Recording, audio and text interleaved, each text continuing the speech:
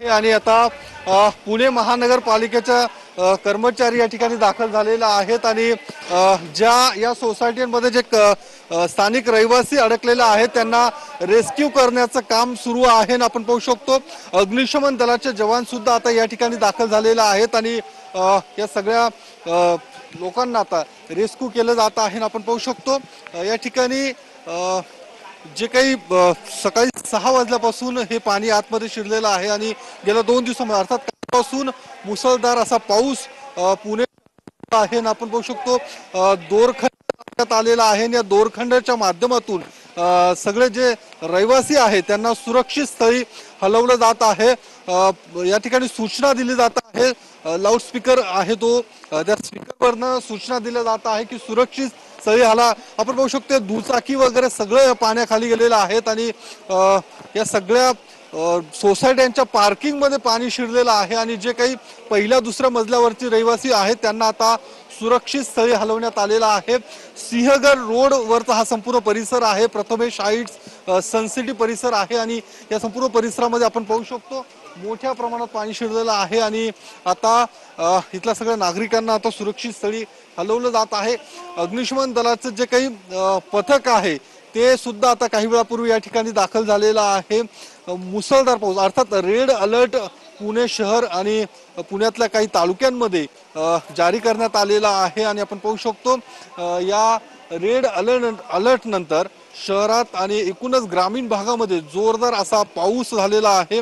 काल आपण जर बघितलं तर जवळपास खडकवासला धरण आहे जे 100% भरलेलं आहे आणि आता त्या ठिकाणी सुद्धा पाण्याचा विसर्ग करण्यात आलेला आहे. काही स्थानिक नागरिकांशी आपण बोलण्याचा प्रयत्न करूया. काय नेमकी इथली परिस्थिती आपण पाहतो की सगळ्या सोसायट्यांमध्ये पाणी शिरलेलं आहे, नागरिकांना बाहेर काढलं गेलं का? हो, नागरिकांना बाहेर काढलेले जे 3rd फ्लोअर 4th फ्लोअरचे आहेत ते फक्त तेवढेच राहिलेले आहेत. 1st फ्लोअर पर्यंत सगळ्यांना बाहेर काढण्यात आलेलं आहे. सगळ्या सोसायटीमधले नागरिक रहिवासी सुरक्षित स्थळी आलेले? हो, सुरक्षित हलवलेले आहेत. महापालिकेची मदत मिळाली का? महापालिकेचे हो, कर्मचारी आलेले आहेत, महानगरपालिकेचे आलेले आहेत, अग्निशमन दलाचे लोक आलेले आहेत ते. हो, रात्री 3-3:30 पासून आलेले आहेत पहाटेचे ते. हो. काय कधीपासून हे पाणी शिरलंय? हे सगळं एवढं पाणी कसं काय नेमकं? एक 7:30 पावणे 8 वाजेपर्यंत इथं पाणी होतं, इथनं लगेच चालू झालं एकदम फोर्स मध्ये एकदम. आपण पाहू शकतो या ठिकाणी सूचना दिली जात आहे आणि सगळ्या नागरिकांनी सुरक्षित स्थळी हलावं अशा पद्धतीच्या सूचना या दिल्या जाते. पाणी वाढत आहे असं काय काय नेमकी तिकडची परिस्थिती? काय पाऊस भरपूर आहे, पाणी अचानक सोडल्यामुळे जरा प्रॉब्लेम झालाय. शॉप मध्ये घुसलेलं आहे पूर्ण पाणी. पाण्याची पातळी हळूहळू करून वाढत आहे, त्यामुळे बऱ्याच नागरिकांना त्रास होतोय. हो खडकवासला धरणाच्या पाण्यामुळे हे सगळं हो हो त्यामुळेच नदीचा प्रवाह वाढतोय, त्यामुळे खूप 75 आणि त्या ओढ्याच्या ह्या दोन्ही पाण्यामुळे इकडे पाणी घुसत होते ते. ओढ्याला लागून असणार लागून असल्यामुळे आणि हा दरवेळेचा त्रास आहे, आता नाही की यावेळेस दरवेळेस इथपर्यंत पाणी येते ते. कदाचित या नदीचं ते चाललंय आता RFD वगैरे, त्याच्यामुळेच कदाचित होऊ शकते. तर आपण पाहतो की दरवेळी अशा पद्धतीची परिस्थिती या परिसरामध्ये उद्भवते आणि ज्यामुळे या ठिकाणी आपण पाहू शकतो या सगळ्या सोसायट्यांमध्ये सोसायट्याच्या पार्किंगमध्ये पाणी शिरलेलं आहे आणि ज्या काही या सोसायट्यांच्या पार्किंगमध्ये ज्या दुचाकी 4 व्हीलर्स ज्या लावल्या होत्या त्या संपूर्णपणे पाण्याखाली बुडाल्याचं पाहायला मिळतं आपल्याला.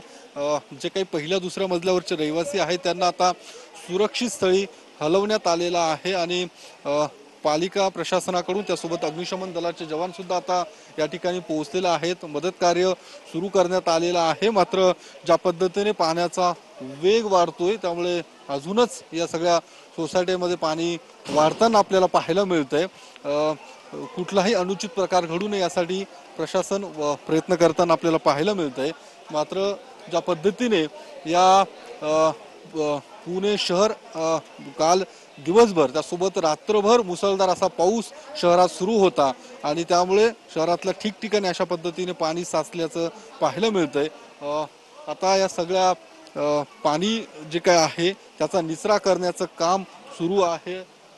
अग्निशमन दलाची गाडी या ठिकाणी पोहोचलेली आहे आणि आता त्या गाडीच्या माध्यमातून आपण पाहू शकतो या ठिकाणी नागरिकांची सुद्धा मोठी गर्दी या ठिकाणी जमा झालेली आहे आणि मदत कार्य करण्यासाठी स्थानिक जे तरुण आहेत ते सुद्धा आता पुढे सरसावल्याचं आपल्याला पाहायला मिळतंय.